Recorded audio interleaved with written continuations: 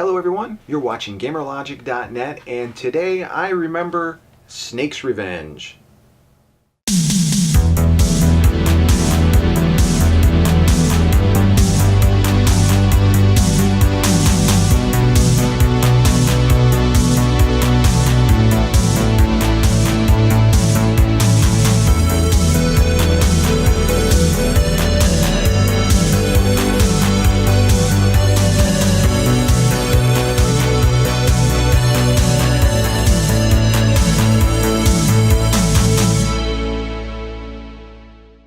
As a kid in the Nintendo Entertainment System era, I had a variety of game genres to choose from.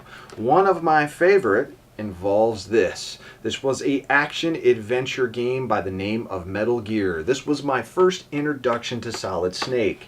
What a cool game. Here you are, you're this spy, you parachute into this compound, you're infiltrating this enemy base, getting equipment, rescuing prisoners, and eventually your plan was to blow up the Metal Gear. Well, technically the computer that uses Metal Gear. See, we didn't get the best version of this game available. Really, the MSX version is the best version of Metal Gear. But in the West, in the 80s, us North American kids, we didn't know any better. We just knew that this was cool, this was fun, and despite some of the weirdness that the game had to it, it was a lot of fun to play. I played the crap out of it for sure, and I had many friends that did as well.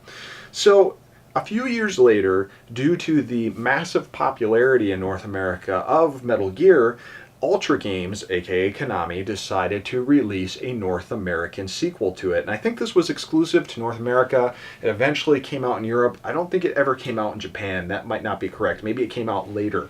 But we were introduced to the sequel to Metal Gear, and that is this game right here, Snake's Revenge.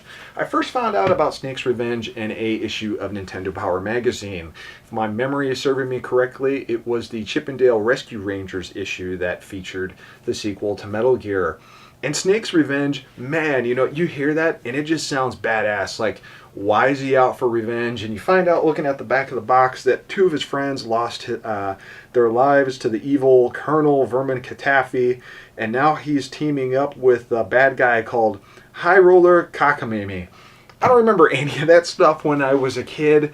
I really didn't care. I probably read through the story a little bit, but the game itself really introduced the rest of the story. And then compared to differences between Metal Gear and Snake's Revenge, there were a lot of them. And the unfortunate thing is, a lot of people bag on Snake's Revenge. I know there was a interview with Kojima at some point where he said, Metal Gear, aka Snake's Revenge, is a crappy game. And I think later he came out and he said that that really wasn't true. But a lot of people bag on it just because Kojima said that.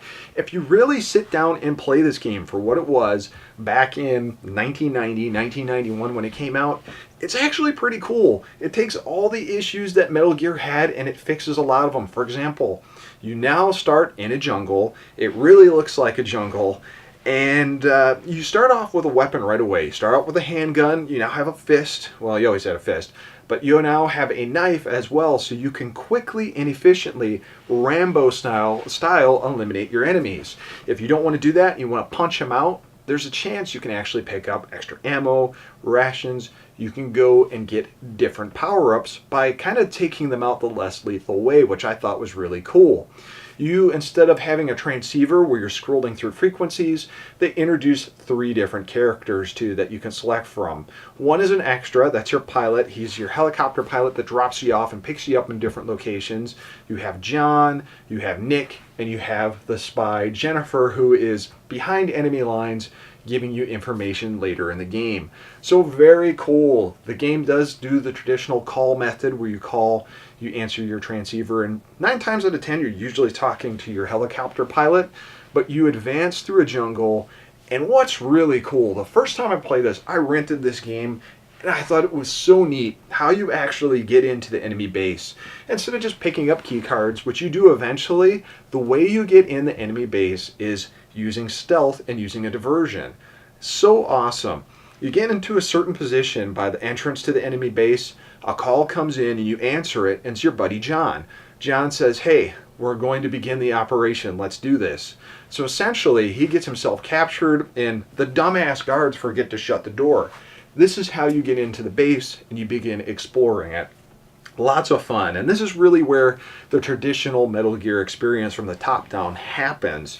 You're rescuing hostages, you're going in and now using truth serum to interrogate enemy leaders. You're still sneaking around the base, going into rooms, getting new equipment, and then just when you think, okay, this is pretty much just a graphical and expanded version of the first Metal Gear, they go ahead and introduce a side-scrolling element to it.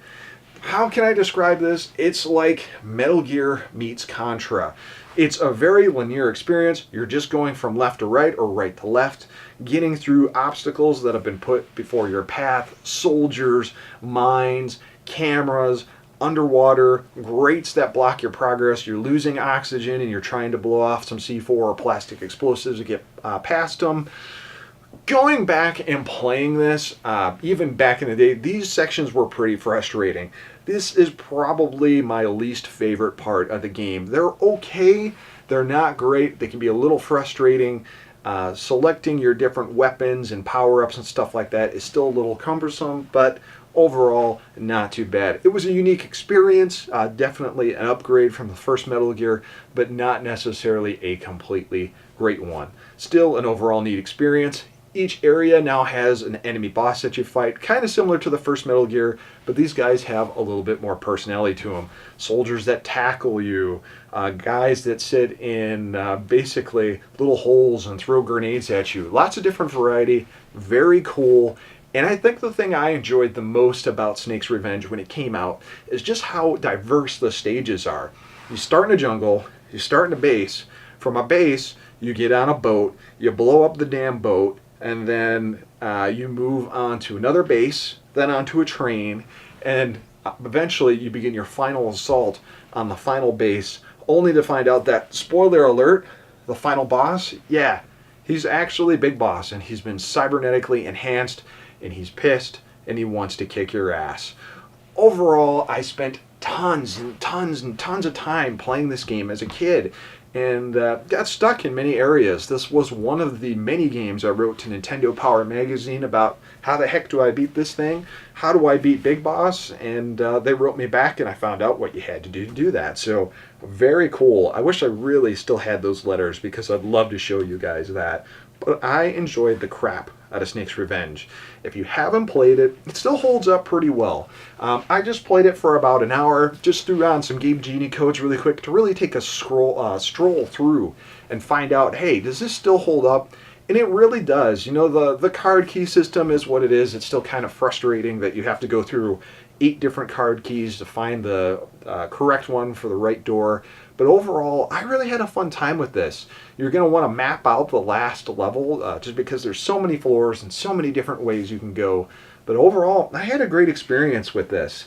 And if you haven't tried out Snake's Revenge for the simple fact that you were told it's a crappy game, ignore that. Go play it for an hour. You'll have a lot of fun. It's a challenging game, but it's fun. And kind of on the last topic, I did not realize that one of my favorite Konami artists, Tom Dubai, actually did the artwork for this. And when I was at MGC, they were actually selling autographed prints of his work for the cover. And here it is, Snake's Revenge. Really cool cover. Again, Tom just totally captures the essence of what the game is. There's the ship in the background, there's the helicopter, there's the jungle, Metal Gear, of course. There's the train on there. There's Jennifer, which I believe he modeled after one of his girlfriends for the drawing. Very, very, very, very cool. Glad to have this in my collection. Definitely check this game out. I hope you enjoyed revisiting my memories of Snake's Revenge on the NES. Thanks for watching.